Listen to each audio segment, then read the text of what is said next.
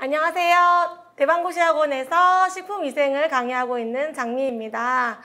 자, 지난주였죠. 2022년 6월 18일에 우리 교육청 시험이 있었습니다. 자, 교육청 식품위생직 시험은 전국에서 이제 지역마다 채용 인원이 이제 공고가 되는데요. 공고된 지역은 교육청에서 공통으로 문제를 내기 때문에 이 충북교육청이나 전남교육청이나 같은 문제로 시험을 본다 보시면 됩니다. 자, 그래서 선생님도 이 교육청 시험에 대해서 항상 애정을 가지고 복원에 열심을 두고 있는데요. 교육청 문제 이번에 제가 이제 품격 카페에 이제 공지해드렸던 것처럼 충북 교육청 시험장에 다녀왔고요. 이제 청주에서 시험 보고 복원을 하고 이제 간단하게 총평도 남기고 오늘은 이제 해설 특강을 할 예정입니다. 시험 문제는 이제 식품위생학 같은 경우 작년에 비해서 이 교육청 문제의 난이도가 조금 높아졌습니다. 올해는 약간 유행같이 지금 모든 지역에서 식품위생직 시험 문제들이 좀 어렵게 출제되고 있는데요. 상반기에도 그랬고 이제 이제 지방직 그리고 교육청도 지금 경향을 파악하고 있는 중인데 현재 교육청 문제에서 식품위생학은 이제 문제 길이가 막 엄청 두세 배씩 길어지고 이 정도는 아닌데 보기 중에서 여러분들을 함정에 빠뜨리는 문제들도 있었고요. 그리고 또 조금 어렵고 깊이 있는 우리가 소위 말하는 경력 경쟁에서 어렵게 나오겠지 막 이렇게 생각하셨을 텐데 그런 문제들 교육청에서도 등장했습니다. 그래서 여러분들이 문제 푸시는데 조금 여기서 시간이 소요됐을 거라는 생각이 듭니다.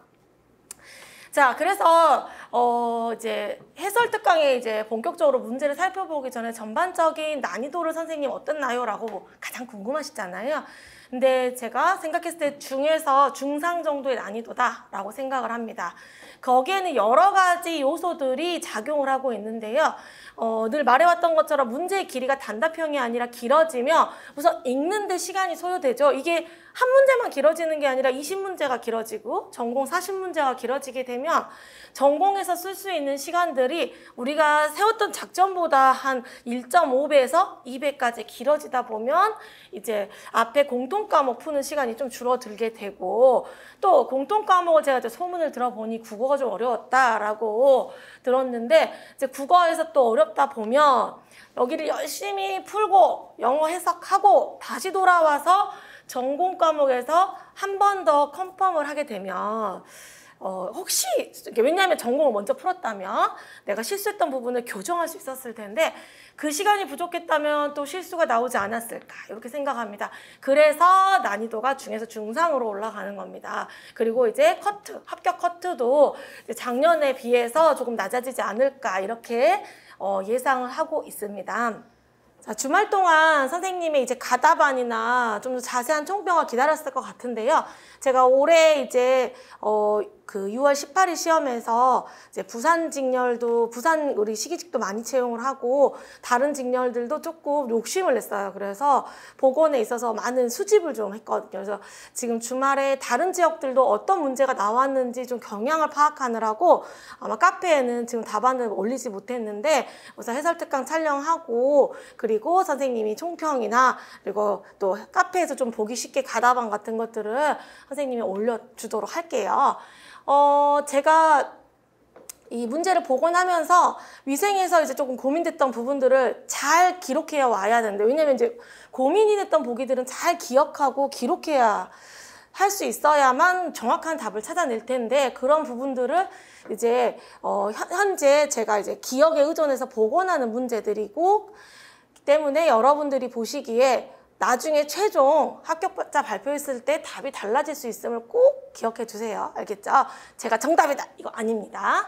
자, 그리고 문제는 오늘 해설특강은 이제 정답과 문제와 이제 정답 정도 최소한의 보기로만 구성이 되어 있고요.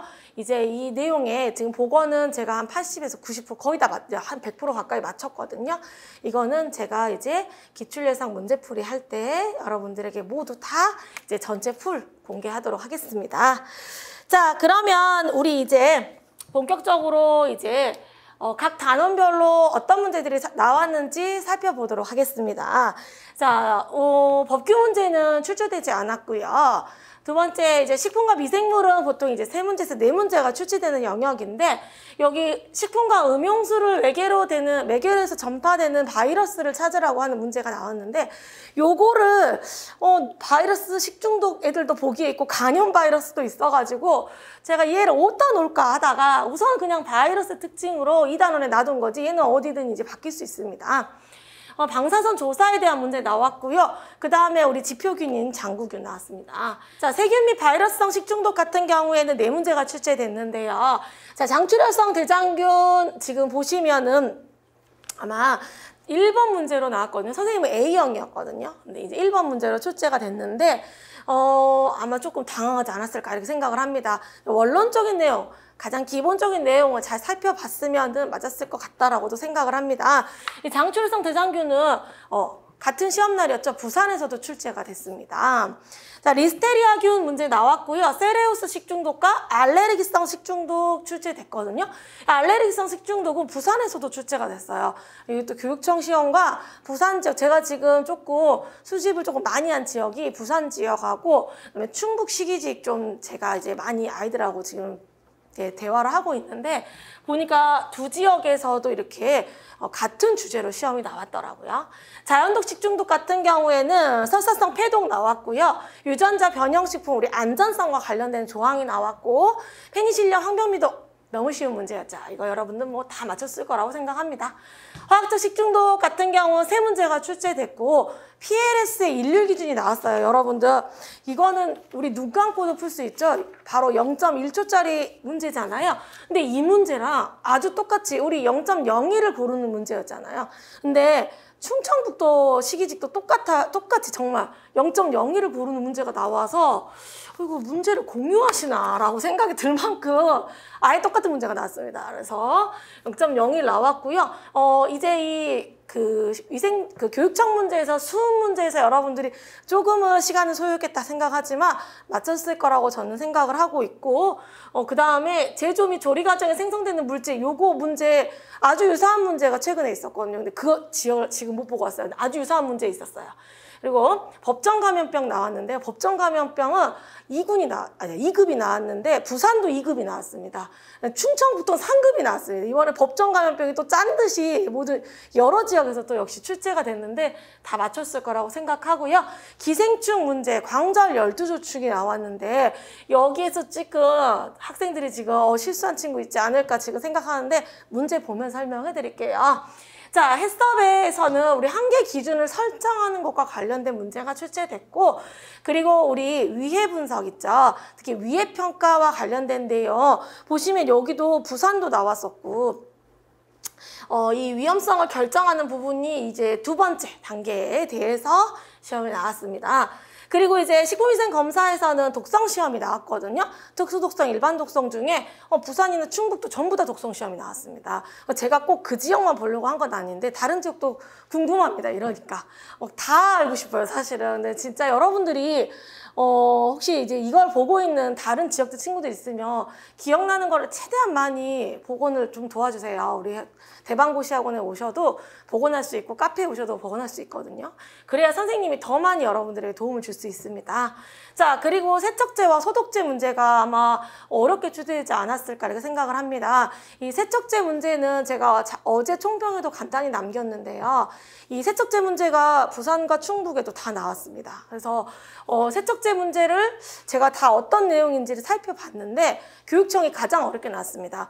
부산이나 이제 충북 같은 경우는 우리가 이미 다 공부를 반복적으로 했던 내용이 출제가 됐는데 교육청 문제가 가장 어렵게 나와서 학생들이 여기서 잘 이 언덕을 잘 넘었으면 라는 생각을 했습니다. 마지막으로는 우리 발색제인 아질산 나트륨이 출제됐습니다. 자, 그러면 각 문제 우리 하나하나 조금 살펴보도록 하겠습니다. 자, 1번 문제는 장출혈성 대장균이죠. EHEC에 대한 설명으로 틀린 것을 골라라 였습니다. 자, 1번 보기가 틀렸다고 선생님은 생각을 하고 있는데요. 보기 한번 보시면 이 대장균, 장출혈성 대장균 중에서도 제일 유명한 친구는 대장균 5157H7이죠. 이 5157H7이 내열성이다 라고 되어 있는데 내열성이다 라고 하지 않죠, 우리가. 그래서 이 부분이 틀린 보기로 생각이 됩니다. 1번이 정답으로 선생님은 생각하고 있습니다. 자, 2번 볼게요. 설사성 폐류독소에 대한 문제가 출제됐는데요.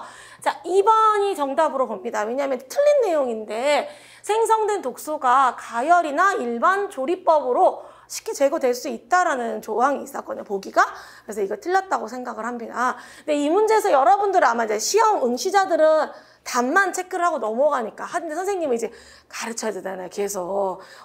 문제 살펴봤는데 너무 더 깜짝 놀란 게 이 독소가 지용성이다라는 보기가 있었습니다. 그래서 아이들이 또 여기서 설마 걱정할까라고 생각을 했거든요. 다행히 우리가 위생 같은 경우는 이제 깊이 나올 수 있어요, 충분히. 선생님이 공부할 때도 여러 번 이야기하죠. 이 깊이 출제될 수 있지만 이 중에서 공부를 열심히 해놓으면 내가 아는 보기로 답을 또 잘 맞출 수 있다라고 하죠. 그래서 이 독소가 지용성인지 수용성인지 크게 관계없이 2번을 알고 있기 때문에 아마 여러분들은 무난하게 풀었을 거라 생각하고 있고, 선생님은 이 지용성 독소 부분을 보면서 이제 폐독도 우리가 이제 도거 부분만 좀 해놨는데 이 지용성, 수용성 이걸 좀 더 살펴봐야겠구나, 이렇게 선생님은 또 보충해 왔습니다. 자, 3번 보시면 식품과 음용수를 매개로 전파되는 바이러스가 아닌 것은 이었거든요. 여러분들이 잘 알고 있는 문제였습니다. 뭐 A형, E형, 노로, 아데노, 로타 이런 아이들이 나왔고요. B형과 C형 같은 경우에는 이제 이 식품과 음용수를 주로 매개로 하진 않기 때문에 정답 2번으로 생각됩니다. 자, 4번 볼게요. 다음에서 설명하는 식중독은 무엇인가? 보기 보자마자 금방 풀었죠. 그래서 보시면은 양성의 통성 혐기성이었고, 유제품, 식육, 수산물 이런 것들이 감염원이고, 또 냉장에서 자랄 수 있는데 중원균인 친구죠. 자, 이 친구는 리스테리아, 모노사이토제네스입니다. 5번, 식품의 독성 시험에 대한 설명으로 옳지 않은 것은, 자, 요거를 보시면서 좀 더 고민했을까라고 생각을 했지만 아마 잘 풀어갔을 거라고도 또 한편으로 생각을 했습니다. 자, 보시면 이 문제는 발암성 시험과 만성, 변이원성, 그리고 체기형성 이렇게 출제가 됐는데요. 정답은 4번 체기형성으로 선생님 생각이 됩니다. 보통 지금까지 체기형성은 그냥 태자의 기억 여부를 확인하는 건 뭐니? 하면은 체기형, 이런 식의 문제가 대다수를 차지하고 있었거든요. 근데 이번에는 선생님이 이제 공부하면서 이야기한 적 있죠. 체기형성은 이제 태자, 그러니까 이미 임신을 하고 있는 쥐에게 실험을 하는 부분이 주를 이루고, 이제 우리가 보통 생식 독성이나, 그러니까 뭐 번식 시험이나 생식 영양 시험 이런 아이들은 임신, 수유, 여러 가지 이제 그 다세대, 생애 주기에 대한 부분들을 이제 실험을 하는 거다라고 설명했기 때문에 아마 4번으로 답을 하지 않았을까, 이렇게 생각을 해봤습니다. 자, 6번 볼게요. 모가넬라, 모가니. 저 이거 보고 되게 웃었었는데 역시 교육청이구나. 교육청이 이제 앞에 한글로 항상 영어 그 균 이름을 쓰니까. 자, 모르가넬라, 모르가니는 우리가 알고 있는 알레르기성 식중독 원인균이죠. 그래서 알레르기성 식중독 설명으로 틀린 것을 고르는 거였는데 역시 독보적인, 창의적인 아이디어의 보기였습니다. 자, 이 알레르기성 식중독은 우리가 알고 있는 것처럼 등푸른 생선, 그죠? 붉은살 생선이 주를 이루는데 그거를 알고 계신 출제자분이 흰살 생선을 내셨습니다. 그래서 내가 이거 이 보기 창의적인데 나 다음에 내야지 이렇게 생각했거든요. 그래서 여러분들은 아마 쉽게 맞췄을 거라고 생각하는데 흰살 생선이라 육류라고 표현했기 때문에 이게 틀린 보기가 아닐까 생각을 합니다. 우리가 이 모르가넬라 모르가니는 우리가 알고 있는 뭐 고등어, 꽁치 뭐 이런 아이들 있잖아요. 그래서 기름지면서 등이 푸른색이고 약간 적색 살 있는 이런 아이들이라고 생각하시면 됩니다. 자, 7번 문제는 선생님이 전체 공개입니다. 자, 7번 문제는 여러분들이 되게 고민을 많이 했을 것 같고, 선생님도 이제 이런 부분을 조금 더 보강해서 수업을 해야겠다라고 생각을 했던 조금 아쉬운 부분 중에 하나거든요. 자, 7번 문제를 보시면 세척제나 소독제에 대한 설명으로 틀린 것은 이라는 문제였어요. 자, 이 세척제, 소독제 문제, 세척제 문제가 다른 지역도 나왔다고 했는데 부산이나 충북 같은 경우는 이런 보기였어요. 여러분들 기억하죠? 1종 세척제는 2종, 3종에 쓸 수 있는데 그러니까 3종의 목적으로 쓸 수 있는데 3종 세척제는 2종이나 1종 세척제의 목적으로 쓸 수 없다, 이런 거 되게 많이 풀었는데 사실 법적 기준에서는 그 내용이 사라졌었잖아요. 그런데 이제 출제자들은 실시간으로 법을 적용하지 못하는 경우들이 간혹 있거든요.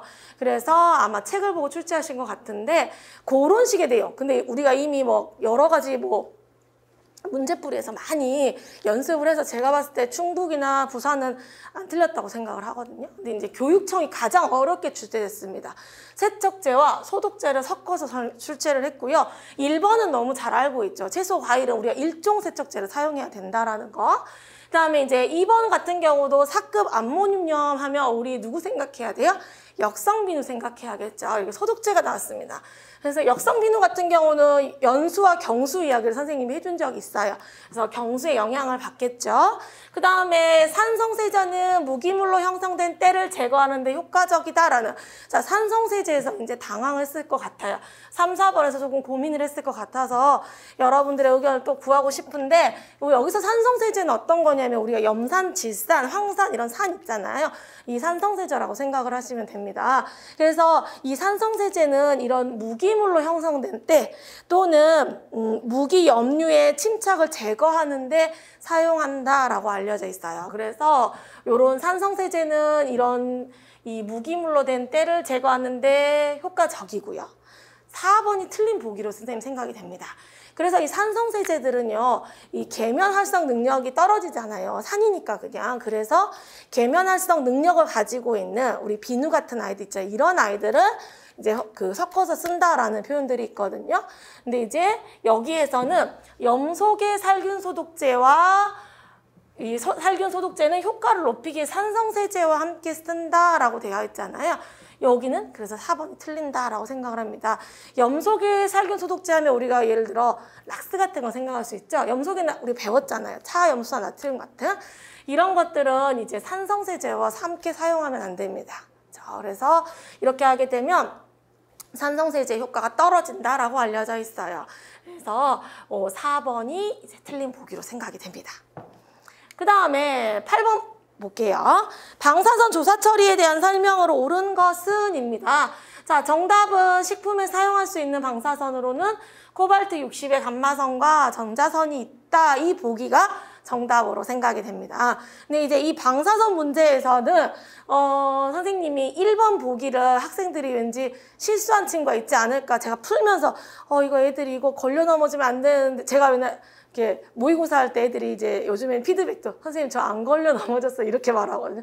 선생님이 뭐 어떤 친구는 선생님이 쳐놓은 함정에 모두 빠졌어요 막 이렇게 말한 친구도 있는데, 이게 딱 1번 보기가 함정입니다. 1번 보기가 뭐였냐면 방사선 흡수설량은 100g를 사용한다라는 거예요. 근데 흡수설량은 우리 뭘 사용해요? 킬로그레이를 쓰죠. 그러니까 그레이를 쓰잖아요. 그럼 100g를 어디서 썼냐면 방사능에서 썼단 말이에요. 그래서 이걸 딱 섞어 놓은 거예요. 근데 제가 모의고사나 이런 거 할 때 이런 장난을 많이 칩니다. 그래서 이걸 딱 기억했으면 안 넘어갔을 것 같은데, 지금 현재 제가 보니까 앞에 문제에서 막 세척제에서도 갑자기 시름이 깊어지잖아요. 어려운 거 나오면 나 또 내년에 해야 되나? 막 이러면서 그러면 당황해요. 이 당황이 항상 문제거든요. 기본 능력, 실력을 발휘하지 못하게 해서 걱정을 했습니다. 선생님은 시험장에서 온갖 걱정을 하고 있어가지고, 그래서 1번에서 절대 낚이지 않아야 될 텐데 라고 응원을 보내긴 했는데 정답은 3번으로 생각이 됩니다. 자, 그 다음에 9번 볼게요. 농약 허용 기준 강화 제도가 우리가 알고 있는 PLS 제도죠.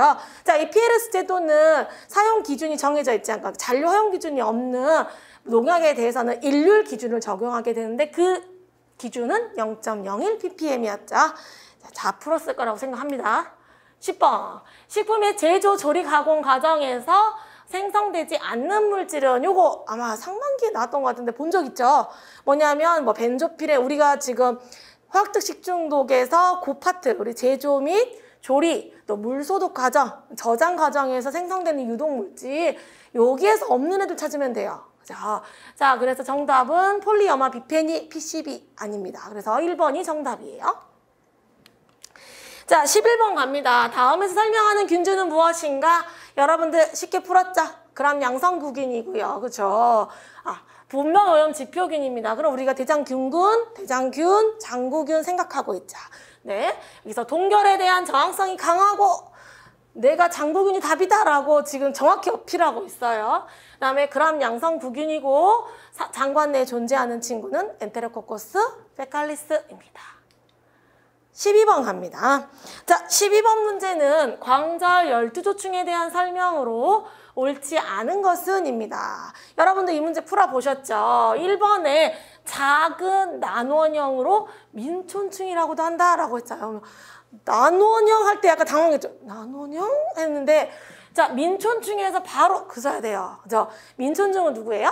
무구조충입니다. 자, 민촌충, 갈고리를 가지고 있지 않아서 쇠고기 조충이라도 하고 무구조충이라고 한다라고 우리 이미 배웠거든요. 근데 이게 제가 이런 생각을 했습니다. 애들이 이걸 긴촌충으로 보면 어떡하지라고 생각해요. 왜 광절 열주조충 우리가 긴촌충으로 배운단 말이에요. 그래서 이게 출제자가 너무 우리를 잘 알고 있는 것 같아요. 그래서 이게 긴촌충으로 보이면 어떡하지? 막 이런 생각을 했었거든요. 근데 여기 3번쯤에 뭐가 있었냐면 사람의 장내에서 급속히 발육하고 1개월 후에는 산란을 개시한다. 알턱이 있나요? 우리가 지금 광절 열두조충이 급속히 발육, 이렇게 되면 되게 복잡한 게 모든 기생충의 발육 속도와 산란 일자를 다 확인해야 되는데 이런 보기가 나올 때마다 선생님 마음이 답답합니다. 이렇게까지 우리 할 수 없는데 라는 생각을 많이 하거든요. 그래도 우선 정답은 맞췄을 거라고 생각합니다. 민촌충이기 때문에. 근데 이제 3번을 보면 선생님은 좀 보강을 해야겠구나 이렇게 생각을 하는 거죠. 그래서 여러분들 교육청이라고 공개경쟁이라고 절대 단답형만 나오겠지, 쉽게 나오겠지, 이렇게까지 나오겠어? 이런 마음은 절대 가지시면 안 됩니다. 자, 그 다음에 13번. 식품에서 존재하는 색소 단백질과 결합을 해서 원래의 색을 안정시키기 위해 사용하는 것으로 니트로서 화합물을 생성하는 친구는 이라고 되어 있죠.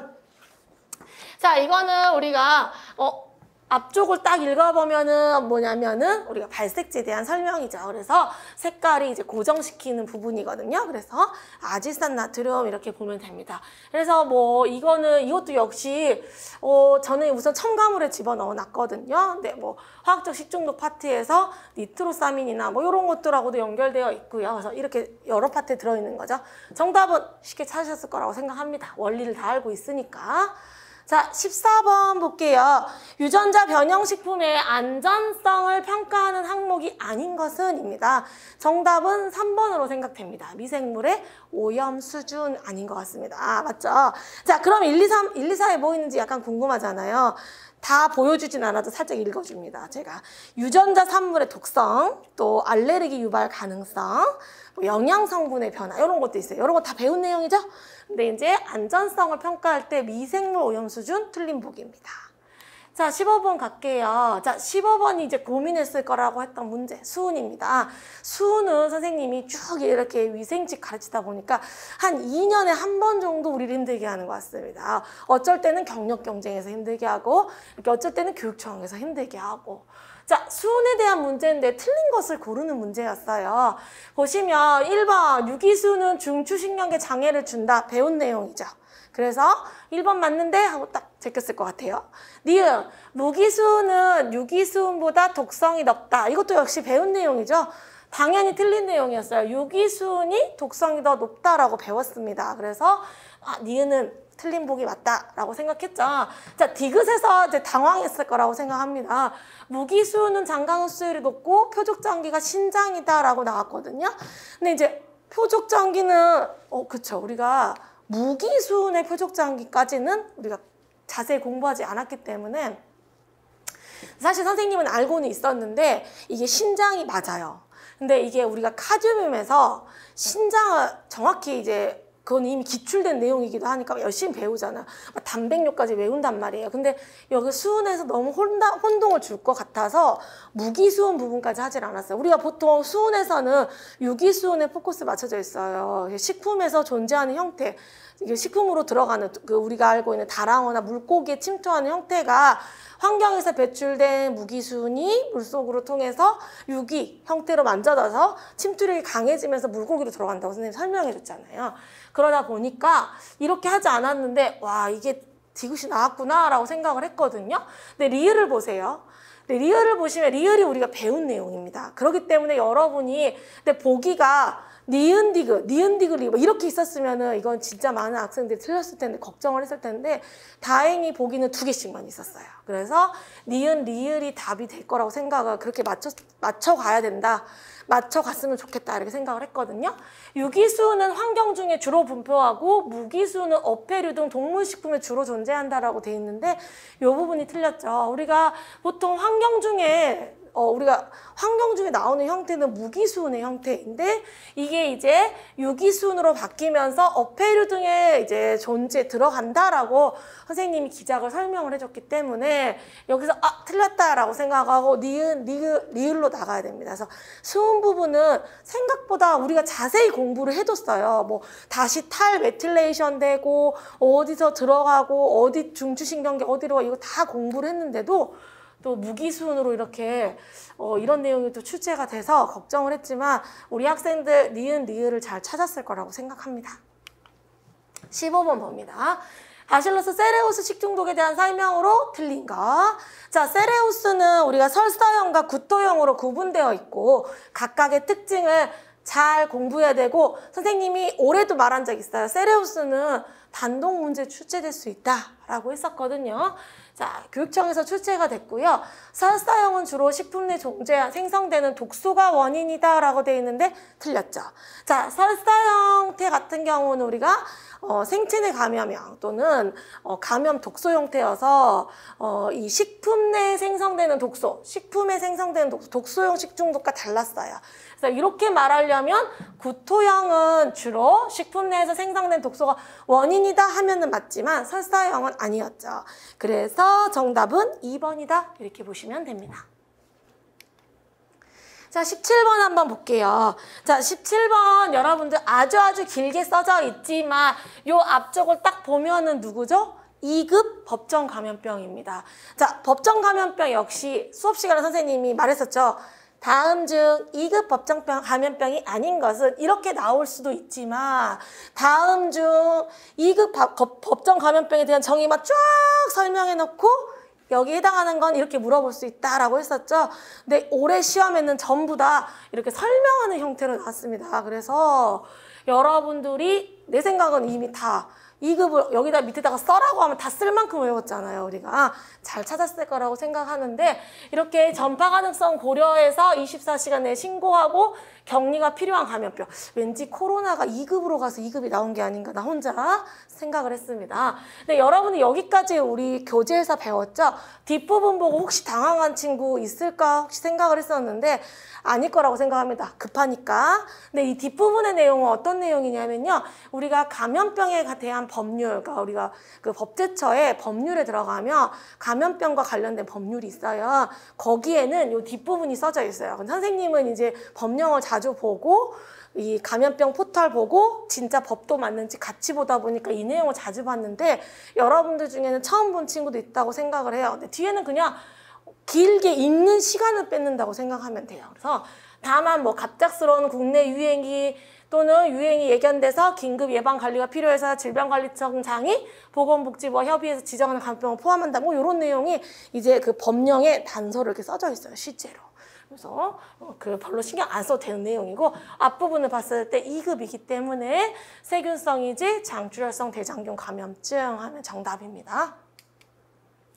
다음 18번 한번 보겠습니다.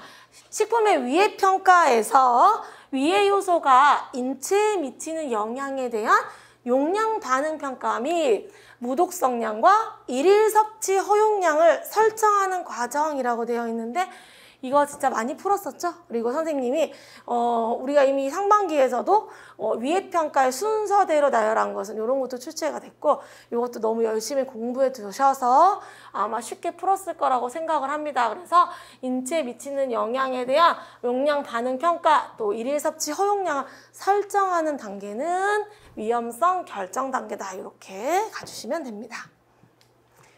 19번 페니실리움속 곰팡이에 의한 황변미에서 생성되는 독소. 자, 황변미독은 너무 어렵죠. 아니 너무 어렵죠. 너무 쉽죠. 마음과 반대로 이야기하고 있어요. 황변미는 우리가 너무 열심히 했던 부분이기 때문에 3번 참는데 제가 생각했을 때 한 2초 걸렸을 거라고 합니다. 2초. 읽느라고. 자, 그 다음에 마지막 문제는 해썹 문제입니다.